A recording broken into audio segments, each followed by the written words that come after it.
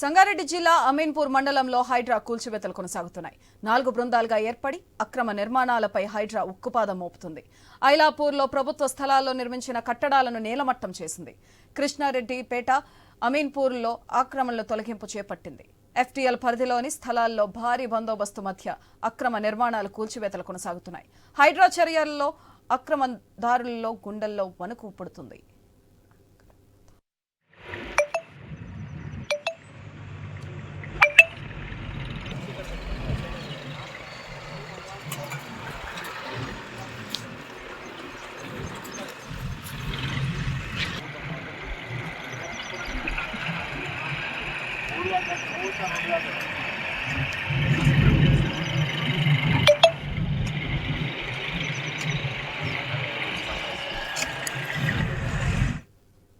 సంగారెడ్డి జిల్లా అమీన్పూర్ మండలంలో హైడ్రా కూల్చివేతలు కొనసాగుతున్నాయి.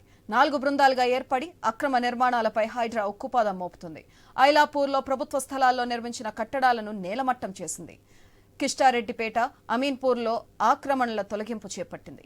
ఎఫ్టీఎల్ పరిధిలోని స్థలాల్లో భారీ బందోబస్తు మధ్య అక్రమ నిర్మాణాలు కూల్చివేతలు కొనసాగుతున్నాయి.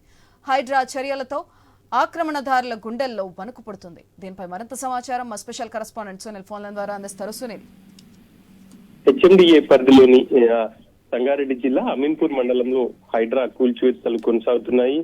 ప్రధానంగా ఐలాపూర్, అమీన్పూర్, మరికొన్ని ఇటు కిష్టారెడ్డిపేట ఈ 3 ప్రాంతాల్లో అక్రమ నిర్మాణాలను హైడ్రా గుర్తించింది. కొన్ని ప్రాంతాల్లో ప్రభుత్వ స్థలాలను కొంతమంది ఆక్రమించి ఇళ్ల నిర్మాణం చేపడుతున్నట్టుగా కూడా ఇప్పటికే హైడ్రా కన్ఫర్మ్ చేసుకుంది.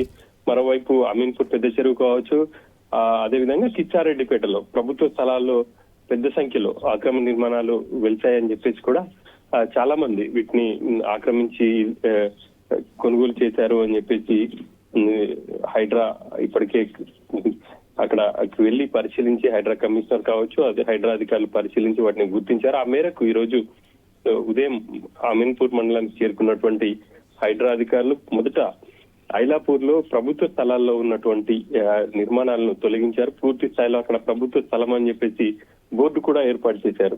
ఇక ఆ పరిసరాలకు ఎవరు వెళ్లకుండా ట్రెంచ్ అంటే పూర్తిగా తవ్వకాలు కూడా చేశారని చెప్పేసి చెప్పుకోవచ్చు. హైడ్రా అధికారులతో పాటు స్థానిక పోలీసులు, రెవెన్యూ అధికారులు కూడా అక్కడికి చేరుకున్నారు. ఇక కిషారెడ్డిపేటలో దాదాపుగా 60కి పైగా అక్రమ నిర్మాణాలు ప్రభుత్వ స్థలాల్లో నిర్మించినట్టుగా హైడ్రా గుర్తించింది. ఆ మేరకు కొన్ని నిర్మాణాలను కూల్చివేసే దిశగా ఈ రోజు అక్కడికి హైడ్రా అధికారులు చేరుకున్నారు. మొత్తం అమీన్పూర్ మండలంలో 4 బృందాలుగా హైడ్రా అధికారులు ఏర్పడ్డారు.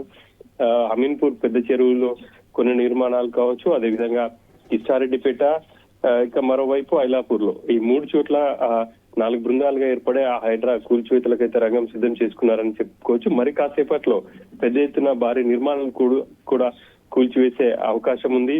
అమీన్పూర్ పెద్ద చెరువుకు సంబంధించి 464 ఎకరాలు ఎఫ్టీఎల్ బఫర్ జోన్ ఉన్నట్టుగా కూడా ఇప్పటికే రికార్డులు చెప్తున్నాయి.